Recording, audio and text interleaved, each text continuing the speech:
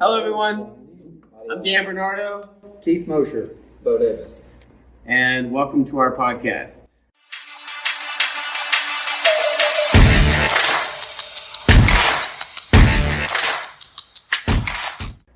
This is the Good Marshals Universal podcast. And today we are talking about why we study. Why do you study? So, sometimes when we begin studying, we have one reason, and then as we continue studying, the reason changes. So I thought it'd be a fun topic to discuss. And I think it would be best to start with the youngest, who has the least amount of training time. Comparatively, yeah. Yeah. I've been training about 10 years. When I started off with you, especially in sword. That's mainly what I count is sword, Mm-hmm. But I guess the reason always changes, right? I couldn't tell you what the reason was then, other than swords are cool. But I mean, now I teach. Now I'm running the entire club, so a lot of it for me is like I keep training, so I can keep having not only like material to give to my students, but so I don't plateau. I always want to be on the uptrend, and we do competition. So a lot of times that we go out and do the Queen's Gambit, Raleigh Open, whatever it is. There's a lot of hard training that goes into that, and it's therapeutic. Really, I love going out there, love bringing my guys and kicking butt. Yeah, when you were little, man, I don't know if you had a distinct reason for training or if your parents had a reason for probably a little putting both. You into training. I was an aggressive kid. It was definitely an outlet for me, especially jiu-jitsu, like me and Caleb. Yeah. I remember being in a triangle for like 6 minutes straight. Like just fighting it, But yeah, I mean, I definitely had like more anger issues, and not even really anger issues as a kid, but just I wanted to do martial arts. I wanted to fight. I don't know why, but it kind of stuck. So a lot of it too, even now, it's like why in the first place? I think that a lot. It's like, why was I drawn to violence? Especially in a competitive context too. Yeah. At least for now. But yeah, growing up doing AST under you, kind of took that, and whenever like going through high school, kind of fell off and everything, just wasn't doing good at all. Like in every sense of the word, right? Like just was not doing good, like horrible. And then I got back into things. We did the Bak Cham Do at Swordfest 2020. Before that. That's when I. 17. Oh, it was that far? Oh, No, that far I don't back? think it was that far back. 2020 was COVID. Right. So it wasn't then. Yeah. 20, and I was like 16 when this happened. And I was here in 2016. Yes. Dan was here in 2016. Yes. So it was around 2017, 2018. Yeah. Had to be. Huh. But yeah, so that's when I found Palmetto Knights and Bo Hurt, and I really wanted to train and fight in armor, and did that for a little while, and realized I'm probably better at like aim a longsword, along with plenty of other things that kind of happened with it. And then Sure. I guess for those few years that I was stagnant, not doing anything, completely royally screwing up my life, once I got back into things, I really committed, and in a way, it's become like a redemption journey, kind of essentially. I do it for more than just like doing it because I enjoy it, and do it because a lot of times I feel like I have to do it. Right? Because you have students? Because I have students, because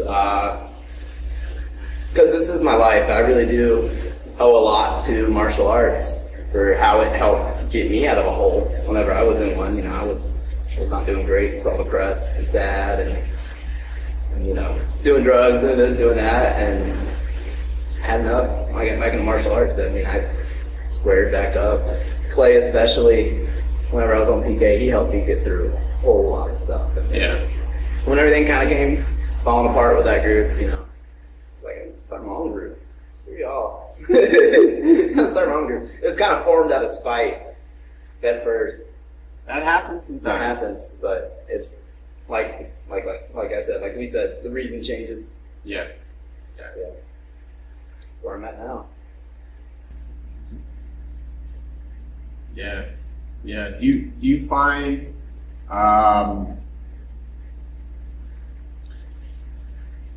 sword in general, right? Like sword in general, in my experience, is a unique niche Yes. of martial arts, right?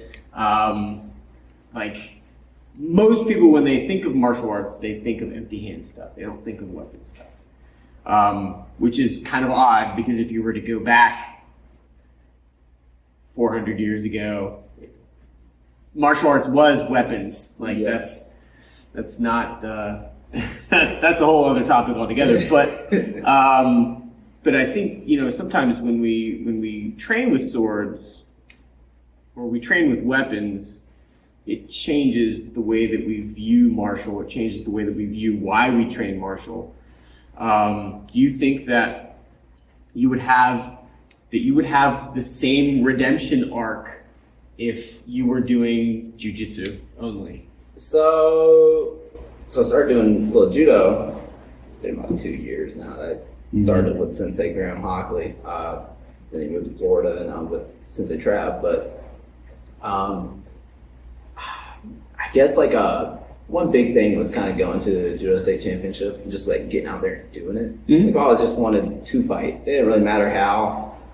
I think I just really like swords. I think if it hadn't been swords, it'd been if it hadn't been swords, I wouldn't have gotten into judo. But assuming that it wasn't, and assuming that something else was there, martial related, it could have still very well been that if it had still given me like that feeling. The thing with Palmetto Knights was that it was a team. Yeah. Like I had to trust these guys if I was going to get in Argo one day and fight on that team to like not get me slaughtered. Yeah.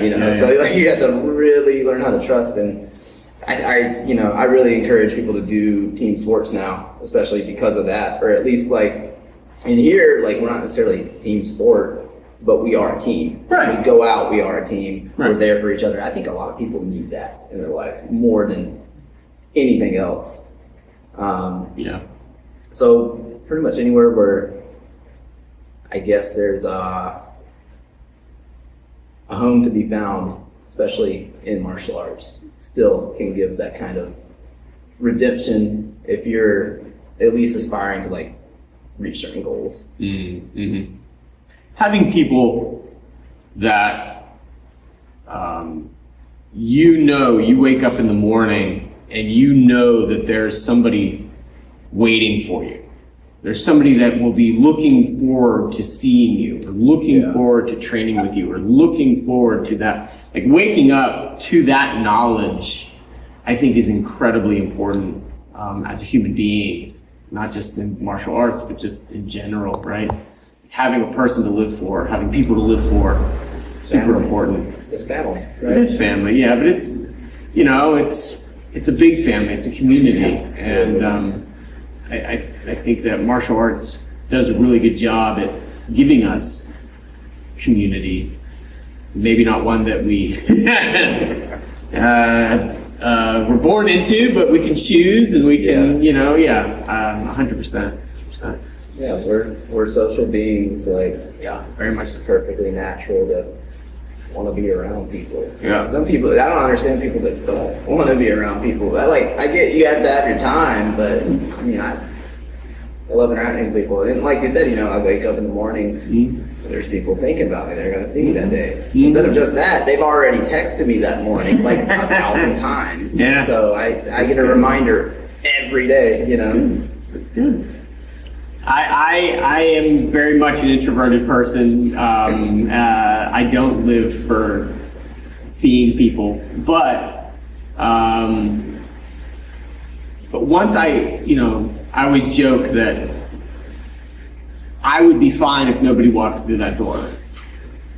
But once they walk through that door, I change, and I'm very much excited to be a part of this person's journey when they walk through that door. It's kind of an odd dichotomy, but yeah. I can see how it is very important for a human being to have that. Yeah. You want me to get it? Yeah. Go ahead. I don't have nearly as much experience as Keith. I've been training. Let's see. I started training martial arts formally when I was 10, and I'll be 40 this year. So 30 years. Sorry, 30 years. And so I know that can seem like a long time to some people, but it's really not.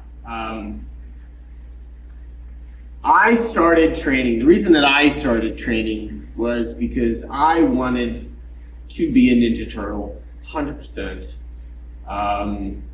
I wanted to be the mystic man on the mountaintop. That was me. I've always loved the philosophy and the history and the mysticism behind it, if you want to go that route. I've always loved that. So martial arts for me was always a way for me to enlighten myself, bring myself to another standard, to a higher level. I wanted superpowers. 100%, right? That's absolutely what I wanted. So, martial arts for me, that was why I started.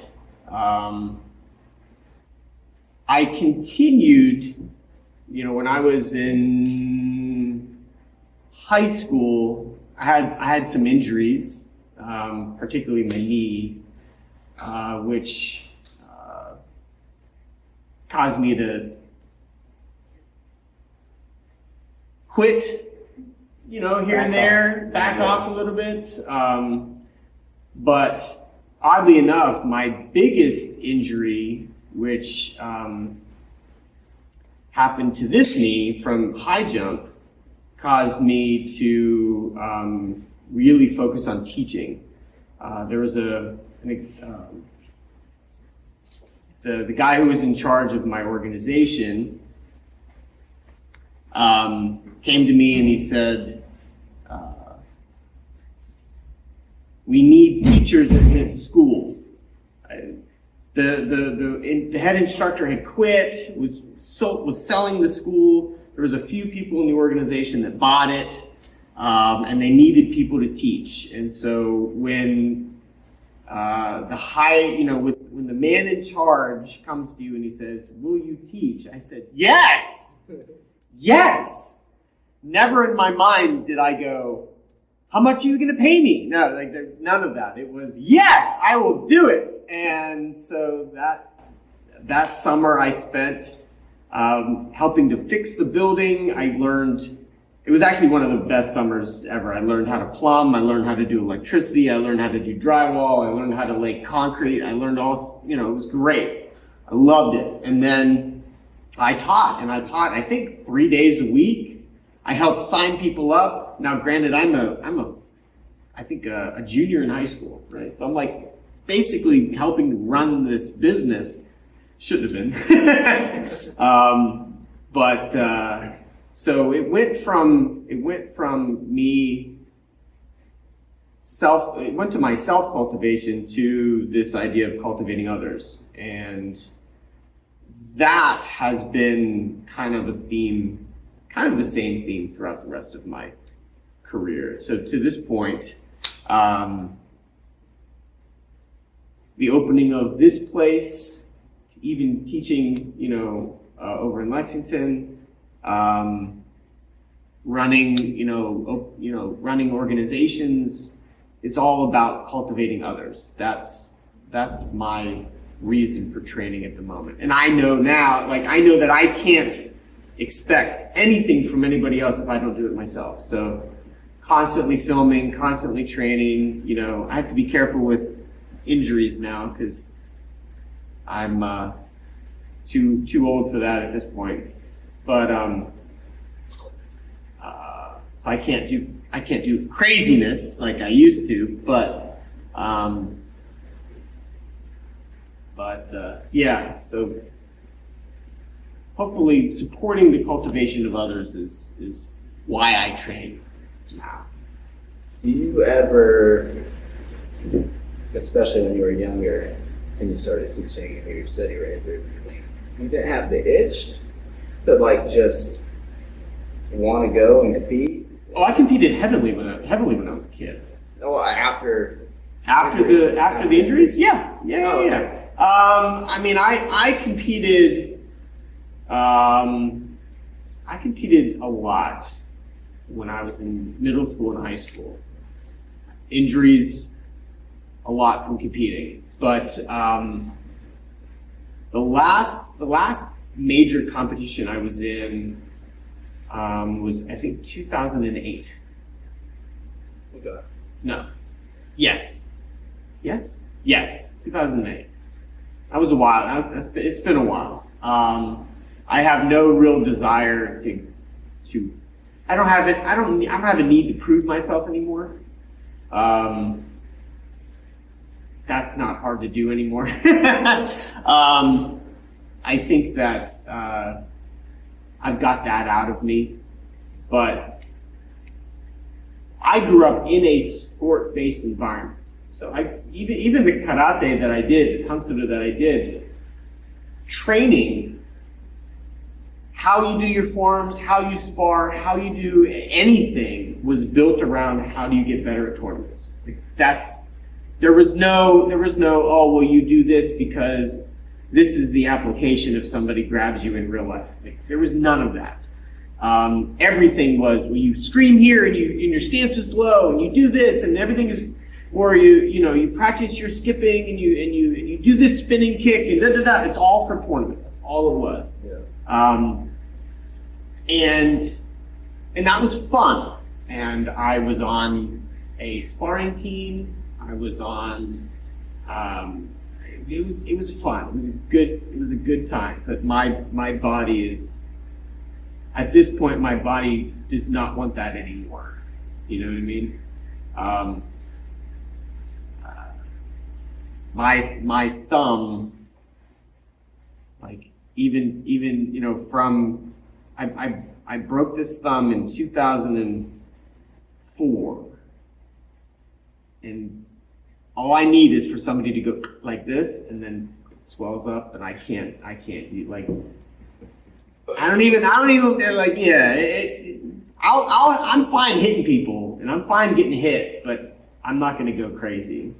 I'm not going to get crazy. Yeah. I don't need to anymore. Yeah.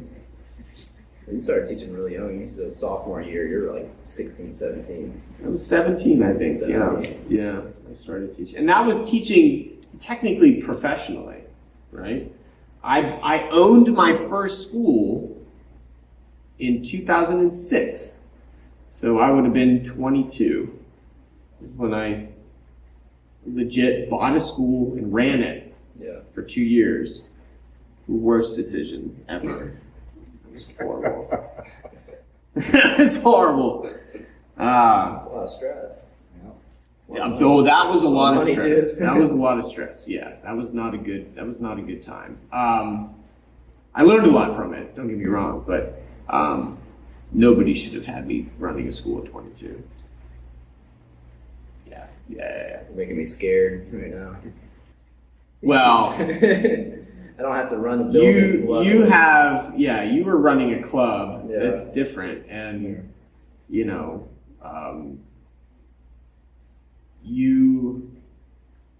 at the time, 22, I was trying to get married, have my own place to live, plus Yeah. I was living in Western Pennsylvania where everything costs more. Like, you growing up here don't realize how cheap it is to live here in South Carolina. It's cheap to live here. Move here, people. Move to South Carolina. We're done. We'll be fine if you don't come. Yeah. I'll be fine with it. If you want to They all come move train, come and, If they all move here, it won't be cheap. it won't be cheap anymore. Yeah. We're the fastest growing state because everybody's figuring it out. No. it may not be as cheap in the future, but Just move to Columbia and come join us. Come yeah. train. No, so competition is great to a point. Yeah. And then it's not as important anymore. It doesn't have the same benefits that it does when when you're younger. Thanks for listening. Thanks for watching. Join us next week for part 2. And make sure you subscribe, like it, share it, do all the fun things. Peace.